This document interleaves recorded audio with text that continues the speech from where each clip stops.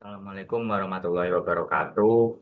Saya Muhammad Dendi Hermawan dengan NIM C2C02308 dari kelompok 5. Di sini akan mempresentasikan hasil mini project kami yang kita ambil yaitu klasifikasi sampah cerdas berbasis deep learning atau CNN. Mengotomatisasi pemilahan limbah menggunakan convolutional neural network atau CNN. Yang selanjutnya itu adalah mengatasi kebutuhan pemilihan manual. Ada pemilihan manual itu ada waktunya, pemrosesannya lambat, biaya tenaga kerja yang tinggi, rentan terhadap human error atau kelelahan inkonsistensi. Yang selanjutnya itu ada otomatisasi atau AI atau deep learning, kecepatannya klasifikasinya jadi instan, skalabilitasnya tinggi, serta konsistensi presisi berbasis ekstraksi fitur otomatis. Selanjutnya yaitu peta jalan dan tujuan proyek, yaitu ada arsitektur, pelatihan, evaluasi, dan implementasi. Selanjutnya itu ada fondasi AI atau TrustNet Dataset. Itu di sini ada cardboard, gelas, metal, paper, plastik, dan trash campuran. Terdapat total data kurang lebih 2.527 juta. Sumbernya dari Creighton Mindy yang Stanford University. Karakteristiknya variasi pola visual seperti warna yang membedakan setiap materialnya. Selanjutnya itu ada strategi preparasi data. Itu ada 80% data training dan 20% data validation, yaitu ada dataset resize TransFlow secara otomatis mengekstrak label kelas berdasarkan nama direktorinya. Selanjutnya itu ada mengapa neural network atau CNN, karena ekstraksinya otomatis menghilangkan kebutuhan ekstraksi fitur manual dan pengenalan polanya secara mandiri mempelajari pola visual krusial seperti tepi atau edges. Selanjutnya itu ada arsitektur jaringan, progressive downsampling. Yaitu ada input, feature extraction, dari blok 1 hingga blok 3, transition, dan classification blok. Atau dan selanjutnya itu adalah output. Selanjutnya ada konfigurasi parameter pelatihan. Di sini ada seperti ditampilkan ini, ada optimizer, loser function, image dimension, dan training cycles. Selanjutnya itu ada pipeline eksekusi end-to-end. Yang pertama adalah fase ekstraksi dan processing. Yang kedua ada arsitektur training. Yang ketiga ada prediksi dan evaluasi. Selanjutnya itu adalah performa pelatihan, akurasi, dan konvergensi loss. Yaitu di sini bisa dilihat ada akurasi dan lossnya, grafiknya seperti ini, kurang lebih seperti ini. Tentunya ada implementasi prediksi real world, yaitu sistem mengidentifikasi gambar uji baru yang tidak termasuk dalam data pelatihan, menguji pengenalan pola visual seperti pantulan cahaya dan bentuk. Selanjutnya ada matriks diagnostik kendala dan solusi teknik. Di sini ada data jumlah data yang tidak seimbang, ada waktu komputasi yang lama, resiko overfitting pada model, akurasi model belum maksimal, dan variasi gambar terbatas. Tulisnya di sini ada ditampilkan di sebelah kanan ini. Selanjutnya yaitu adalah sintesis dan peta jalan optimalisasi. Ada skala pelatihan, diverifikasi data, arsitektur lanjutan. Dan yang kesimpulannya ada validasi arsitektur itu terbukti CNN efektif dalam stabil mengekstraksi fitur visual kompleks dari 16 material sampah. Yang kedua ada stabilisasi sistem, yaitu model terhindar dari overfitting yang fatal.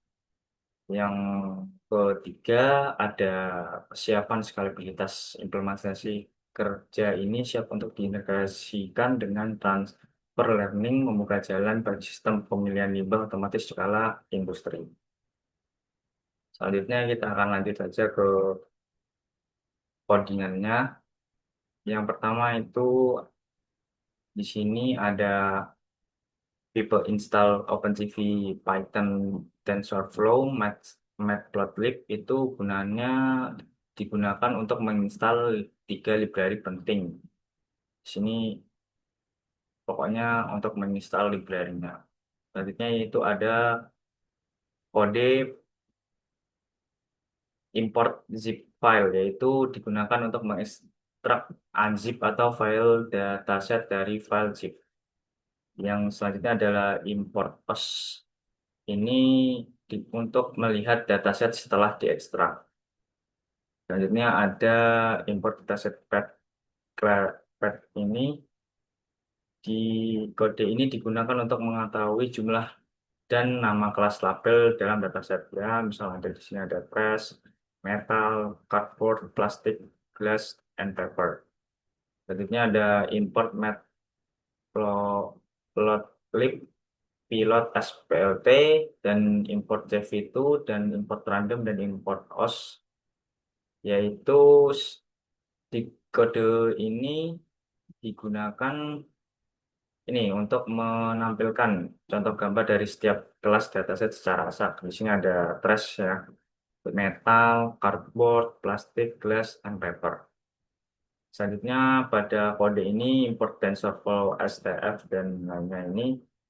Kode ini digunakan untuk membuat dataset training dan validation secara otomatis dari kode gambar menggunakan TensorFlow. Dan selanjutnya ada AutoTune. Itu pada kode ini untuk mengoptimalkan performa dataset saat training model TensorFlow agar lebih cepat dan efisien. Selanjutnya ada from TensorFlow class import sequential dan TensorFlow class layer import ini, dan menampilkan tabel ini itu digunakan untuk membuat arsitektur model CNN untuk klasifikasi gambar. Di sini nanti akan muncul tabelnya. Ada ini rescaling, config2, max polling, ada ini dan lain sebagainya. Selanjutnya itu ada model compile.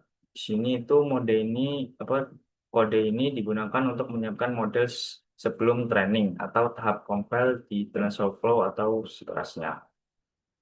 Selanjutnya adalah history, model fit, training dataset, validation data, file dataset. Ini digunakan untuk melatih atau training model CNN menggunakan dataset yang sudah disiapkan. Selanjutnya ada model self classifier keras ini. Kode ini digunakan untuk menyimpan model model yang sudah dilatih. Selanjutnya ada from Google Colab import file ini untuk mengupload file dari komputer lokal ke Google Colab.